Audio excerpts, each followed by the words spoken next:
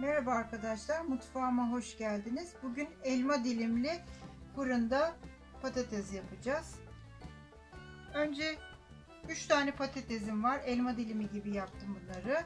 3 kaşık mısır unum var. 2 kaşık zeytinyağım var. Bir sarımsak rendeledim içine. Burada birer çay kaşığı tuz, kırmızı biber, kimyon ve kekiğimiz var. Onları da koyuyoruz. Acı isteyen acı da pul biber de koyabilir. Şimdi bunun hepsini şöyle karıştıracağız.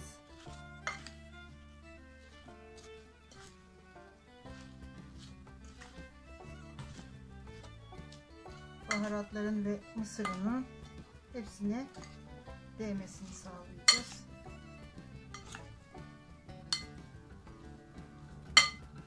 Şimdi bunu fırın tepsisine, yağlanmış fırın tepsisine dökeceğiz.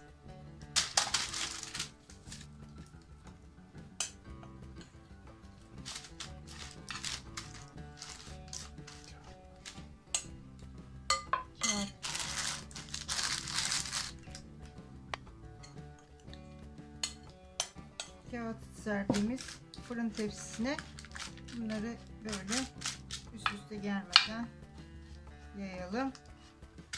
Kızarıncaya kadar ısıtılmış fırında 180 derecede pişirelim.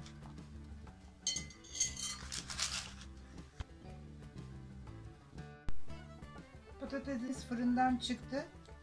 Bir et yemeğinin yanında veya tek böyle de yiyebilirsiniz. Çok güzel oldu.